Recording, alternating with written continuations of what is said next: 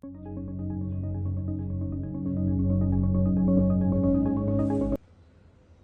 ំងឺរាកលើកុមារ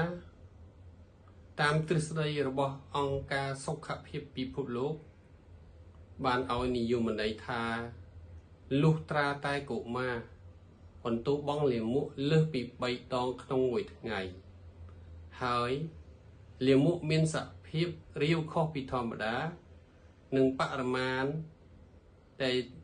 បន្ទោបង់ម្ដងច្រើនជាងធម្មតា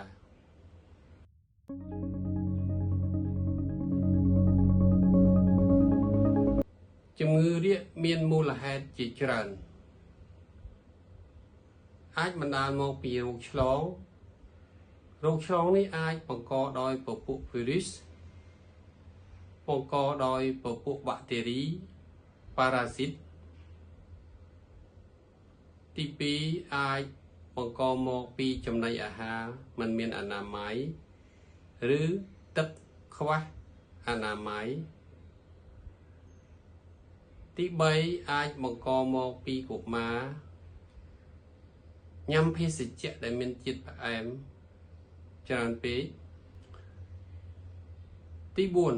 4អាចកុមារប្រើប្រាស់ថ្នាំផ្សះយូរអង្វែង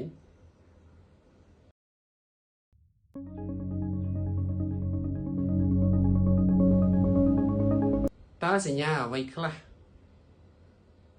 នៅលើកុមារដែលមានជំងឺរាកដែលតម្រូវឲ្យអាណាព្យាបាលឬក៏មាតាបិតានាំកូនទៅពិគ្រោះជាមួយគ្រូពេទ្យដើម្បីព្យាបាលជំងឺរាក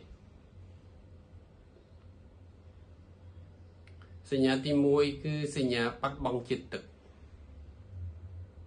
តើឪពុកម្ដាយពិនិត្យយ៉ាងម៉េចទើបដឹងថាកុមារមានការបាត់បង់ជាតិទឹកអាណាព្យាបាលឬក៏ឪពុកម្ដាយរបស់កុមារត្រូវពិនិត្យមើលប្រសិនបើកុមារនៅតូចបង្ហើយខាងមុខរបស់គាត់មិនទាន់បិទជិតយើងសង្កេតឃើញថាបង្ហើយមានសភាពផតខុសពីធម្មតាមិនសូវមានទឹកភ្នែកនៅពេលយំឬក៏មើលទៅឃើញភ្នែករបស់កុមារខូងបបោសមាត់ស្ងួតបរិមាណទឹកនោមថយចុះពណ៌របស់ទឹកនោមអាចលឿងចាស់ទី2សញ្ញាដែលតម្រូវឲ្យយកកុមារទៅពិគ្រោះជាមួយគ្រូពេទ្យប្រសិនបើកុមារមានសញ្ញារួមផ្សំដូចជាក្តៅខ្លួនក្អួតចង្អោរសន្លឹម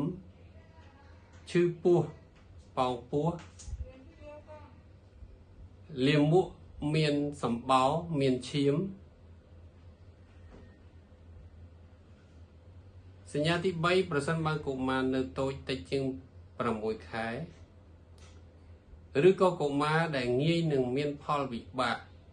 ដោយសារជំងឺរាក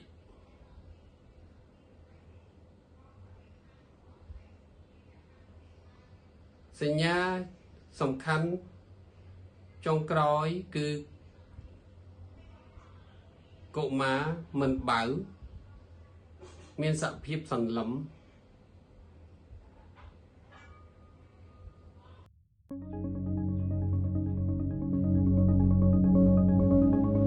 វិធីថែទាំកុមារដែលមានជំងឺរាកនៅតាមគេហដ្ឋានទី1ត្រូវបង្គ្រប់ជាតិទឹកដោយប្រើអូរ៉ាលីតឲ្យកុមារញ៉ាំក្រោយជុះរីកម្ដងទី2តកតងចំណីអាហារបើកុមារនៅបើដោះត្រូវបន្តបំបើដោះកូនដោយធម្មតា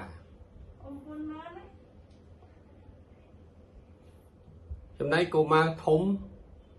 យើងត្រូវផ្ដល់បបរឬក៏ផ្លែចេកណាំវ៉ា